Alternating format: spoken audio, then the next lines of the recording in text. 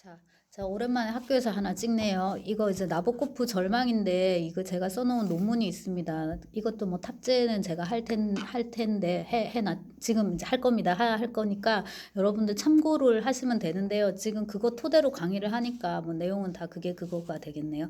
근데 이제 그 논문을 쓸 때는 이게 무슨 프로젝트여가지고 고백적 서사 그거에 1인칭 소설인 거에 이제 초점을 맞췄는데, 이미 이제 그 관심사는 아주 오래 전이라 이제 지금 지나왔고, 어, 나보코프 자체가 이제 좀 전에 줌 수업에서도 이제 말씀을 드렸지만은 굉장히 모든 걸 다 가진 작가. 네. 집안도 되게 좋고, 그 다음에 이제 그 나중에 미국으로 가가지고 그 글을 쓰는데 영어로 글을 쓴다. 근데 여러분 한번 생각을 해보세요. 제2 외국어로 글을 쓴다는 거에 대해서. 그것도, 논문 같은 이런 글이 아니라 소설을 제2 외국어로 쓴다라는 거는 사실상 불가능하다고 봐야 되는데, 이 나보코프는 어려서 영어를 굉장히 잘했습니다. 그래서 집안에 이제 그 집안이 이중언어, 바이링구얼이라 그러죠. 이중언어. 그래서 글을 쓰는 거를 러시아어가 아니라 영어로 먼저 배웠다라고 생각하시면 될 거예요. 그러니까 이제 나중에 저렇게 미국으로 가가지고 영어로 이제 소설을 쓰게 되고, 그럼에도 불구하고 제가 어디다 이것도 녹음한 것 같네요. 녹화한 것 같은데, 그럼에도 불구하고 그 나보코프의 소설을 따로 봐주는 원어민 편집자가 있었다는 사실. 그러니까 그 정도로 문학이라는 건 언어에 민감하니까 배워서 쓴다는 거는 참 힘든 것 같고, 자, 그 다음에 이제 그 절망 같은 경우에는 이제 러시아어로 쓴 소설인데, 나보코프가 제가 수업에서 아까 말을 다 드렸네요. 이렇게 해갖고 이제 나온 다음에 유럽에 있을 때 러시아로 다시 돌아갈 수도 있는 거잖아요. 정치적인 상황이 이렇게 바뀌어가지고. 근데 이제 결과적으로 그게 안 돼서 이제 미국으로 가서 미국 작가로서 이제 삶을 시작하게 되는데, 그 사이에 어떤 의미에서는 공백이라고 해야 되나요? 이제 그때 이제 쓴 건데, 그때 이제 그 러시아어로 된 소설들이 쭉 있습니다. 이거를 제가 대학원에서 97년도 1학기네요. 석사 입학했을 때 그 한 학기가 나보코프여가지고, 그때 나보코프의 러시아 소설을 쭉 읽습니다. 그러니까 단편도 쭉 읽고요. 그 다음에 이제 장편들이 중간중간 들어가는데, 그때는 영어에서 번역이 된 것이든가 아니면 번역이 없거나 이래서 이제 돌아가면서 한 작품씩 이제 이렇게 읽었었는데, 그 절망도 그때는 이제 번역이 없었었죠. 근데 지금 이제 번역이 나왔고, 그 다음에 그 무렵에 쓴 소설 중에 굉장히 돋는 소설이 사형대로의 초대, 처형장으로의 초대 뭐 이런 제목의 그 소설인데, 그것도 지금 번역이 돼 있습니다. 자심 찐찌나트라는 이제 인물이 나오는데, 그에게 속닥거리는 소리로 사형이 선고되었다. 이렇게 이제 첫 문장이 시작을 해서 딱 봐도 카프카의 그 소송 이런 걸 이제 연상을 시켜요. 근데 나보코프는 굉장히 싫어했죠. 자기 소설을 그렇게 이제 연결시켜가지고 읽지 말아라 그거라. 그 다음에 이제 워낙에 그 소련을 탈출한 추방당한 혹은 이제 망명한 작가다 보니까 이거를 자꾸만 정치 상황하고 연결을 시키는 거예요. 거기서 이제 자신 찐찐아트가 잡혀가지고 성체로 이제 들어갑니다. 어마어마하게 큰 성체에 죄수라고는 그 친구 하나밖에 없어요. 그것도 사실 말이 안 되잖아요. 그 다음에 이제 뭐 간수며, 감독이며, 그 다음에 이제 나중에 또 친구가 아니라 또 다른 또 죄수며 뭐가 들어오는데, 다 보면 알파벳이 전부 다 P예요. 그래서 이제 동일한 인물의 베리에이션, 변주처럼 보이는 이제 그런 식으로 이제 구성이 되고, 그 다음에 이제 거기서 찐찐아트가 글을 막 쓰게 되거든요. 그래서 그 3인칭 감호, 딱딱하고, 억압적인 그 속에서 이제 터져 나오는 어떤 분출 같은 찐찐아트의 1인칭 글쓰기, 그게 또 되게 대비를 이루는데, 세계 자체가 굉장히 조건적으로 구축이 됩니다. 그래서 그건 되게 카프카스럽고, 그 다음에 이제 제가 지금 말씀드린 이런 거 있잖아요. 감옥에 아무 죄도 없는 사람을 가둬놓고 아무 죄가 없다. 왜 이렇게 말씀드리냐면, 찐찐아트의 죄가 투명하지 않아서인가 그거예요. 다 투명해야 되는데, 속이 다 보여야 되는데 얘는 속이 제대로 보이지 않아요. 투명하지 않아서 얘는 감옥에 들어온 거예요. 그러니까 이것도 사실 말이 안 되는 거잖아요. 그러니까 이제 이런 식의 어처구니 없는 걸로 이제 사람을 잡아다 가두고 등등등 이제 하는 거는, 이거 이제 파시즘 이런 것에 대한 이제 뭐다로 읽을 수가 충분히 있을 거 아니에요. 근데 이제 그 나보코프가 굉장히 배격한 것 중에 하나가 바로 이런 정치입니다. 그러니까 자기 소설에 정치 프레임을 씌우는 걸 되게 싫어했어요. 그래서 이제 그거를 이제 막았었는데, 요게 이제 어쨌거나 대표적이기 때문에 또 얘기를 많이 하고 뭐 루진의 방어라든지 여러 소설들이 있고요. 맨 마지막에 이제 쓴 게 다르 재능입니다.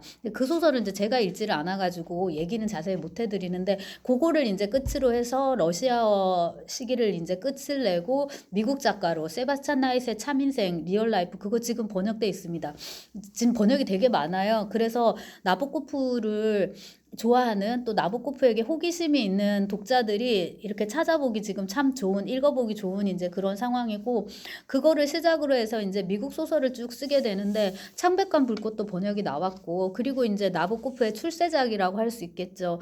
롤리타도 원래는 미름사 버전이 있었는데 지금 이제 문학동네에서 이제 나온 그 버전으로 많이 읽히고 있습니다. 이래저래 다들 읽어보시고 제가 지금 수업 시간에 좀 집중할 거는 절망인데요. 이 절망을 보면은 아 나보코프는 이런 거를 염두에 둔 작가구나 생각할 수 있습니다. 이때 이런 것이 무엇이냐면 바로 문학사와의 대결입니다. 그러니까 나보코프는 워낙에 지적으로 경제적으로 물론 그렇고요. 지적으로 문화적으로 풍요로운 집에서 이제 자랐기 때문에 독서력이 어마어마한 그런 작가 중에 하나입니다. 아마 세계 문학사를 이렇게 쭉 놓고 봤을 때 움베르토 에코나 뭐 보르헤스나 이런 작가들하고 붙어가지고 결코 지지 않을 것 같아요. 더 하면 더 하지. 근데 이제 그 작가 그 나보코프가 쓰는 작품마다 밑텍스트가 있어요. 좋게 말해서 밑텍스트고 이제 나쁘게 조금 말하면 조금 더 이렇게 호전적으로 말하면은 때려 부수고 싶은 그런 이제 그 작가 내지는 작품이 있는데 이 나보코프의 이제 절망 같은 경우에는 이제 도스옙스키를 진짜로 이제 염두에 뒀다고 이렇게 볼 수 있을 텐데 우선은 이 1인칭 주인공이 이제 그 주인공 게르만이 또 이름도 게르만입니다. 게르만은 우리 읽었잖아요. 그 스페드의 여왕의 주인공 이름이 게르만이잖아. 또 이름 또 거기서 가지고 왔는데 아무튼 이제 이 게르만이 글을 쓰는 이 형식이 1인칭 수기의 형식이라는 거. 그래서 요거는 이제 도스옙스키의 지하로부터의 수기, 옛날 번역으로 지하생활자의 수기, 그거를 이제 염두에 뒀다는 게 여실히 보이고 자, 그다음에 이제 내용과 주제의 측면에 있어서는 이건 완전히 분신과 죄와벌입니다. 우선 분신 나오죠. 참칭 나오죠. 살인하죠. 그리고 이제 이게 죄잖아요. 그리고 이거에 대한 어떤 모종의 벌이 있습니다. 이제 요런 테마가 전부 도스옙스키의 초기작이었던 분신과 그 다음에 이제 뭐 여러분도 아시는 죄와벌에서 이제 가지고 오는 거고요. 부분적으로는 이제 악령이나 까라마조프가의 형제들 이런 거 형제 살인, 친부 살해 뭐 이런 것들이 또 속속들이 이제 들어가 있기 때문에 그것도 조금 찾아볼 수 있을 것 같습니다. 줄거리가 이게 뭐냐면은 앞으로 계속 얘기를 하겠지만 이 게르만이 초콜릿 사업자인데요. 이 사람이 이 사람이 범죄를 하나 생각을 하거든요. 근데 자기랑 되게 닮았다 생각해 이 펠릭스를. 근데 그 프라하에 출장을 갔다가 이렇게 어떻게 시간이 조금 남았네라고 잔디밭 같은 데서 보게 되는데 이렇게 머리에다 모자를 이렇게 쓰고 이렇게 누워 자고 있는데 이제 그걸 딱 들었는데 너무 닮은 거예요. 그래서 보자마자 아 이러면서 이제 천재적인 어떤 자기 딴에는 그런 게 이제 발상이 떠올랐는데 그게 이제 너무 둘이가 닮았으니까 저자를 죽인다. 대신에 그러면 내가 죽은 거예요. 너무 닮았으니까. 그러고서 보험금을 타네요. 그 보험금은 이제 마누라가 타갖고 있다가 둘이 같이 이제 합류해서 잘 먹고 잘 사는 걸로. 근데 제가 지금 요약을 못해서 그런지 너무나도 웃긴 말도 안 되는 발상인 거잖아요. 그리고 결론을 먼저 이제 스포일 해버리면 제가 어젯밤에 다 읽었는데 스포일 해버리면은 이 소설에서 제일 앞거는 뭐냐면은 이 범죄가 이제 발각이 되면 안 되는데 완전 범죄라 일단은 범죄가 발각이 돼버리는데 그거 자체도 이제 디테일을 중시하지 않아서인데 그 차 안에다가 펠릭스 이름이 적힌 지팡이를 두고 내리거든요. 그래서 이 사람이 게르만이 아니라 펠릭스 뭐뭐뭐라는 게 바로 발각이 되고 이제 쭉쭉쭉 추적을 당하는 건데요. 그거 하나랑 그 다음에 그 기사도 이제 나고 이렇게 되는데 아무도 펠릭스가 게르만하고 닮았다는 걸 인지하지 못하는 거예요. 반대로. 둘이 전혀 닮지 않았어요. 이 두 사람이 닮았다라고 생각하는 거는 뭐였을까? 그러니까 게르만의 착시였을까요? 뭐였을까요? 근데 그 게르만도 중간중간에 이제 한 번씩 느껴요. 자기가 이 범죄를 기획하면서 우리가 이렇게 제대로 닮지 않았으면 어떡하지? 정말로 닮은 것인가? 막 이렇게 생각하게 되는데 어쨌거나 이제 요런 식의 제가 굉장히 속되게 요약을 해버렸는데 이제 그게 이 소설의 핵심이기도 합니다. 이렇게 이제 범죄를 꾸미죠. 그죠? 게르만이 이렇게 이제 범죄를 꾸미는데 자기의 이 범죄가 전혀 속되지 않고 않고 굉장히 예술적인 거라고 생각을 해요. 그래서 예술적인 범죄의 완성, 예술보다 더 예술인 범죄의 완성, 이게 하나가 있고요. 또 하나는 그 범죄 못지않게 혹은 그거보다 더 뛰어난 문학 작품의 완성. 그래서 두 가지가 있습니다. 예술하고 범죄가 서로 동떨어진 게 아니라 두 개가 이렇게 맞물려 있어요. 이제 이때 예술은 협소하게 문학인 거고요. 그거를 이제 두 개 같이 자기가 이제 시도를 하는데 이 기저에 깔린 거는 내가 다 할 수 있다라는 거예요. 내 머리로 다 계획을 세우고 내 손으로 다 이렇게 계획을 짜고 해서 내 손으로 그대로 다 실행에 옮길 수 있다.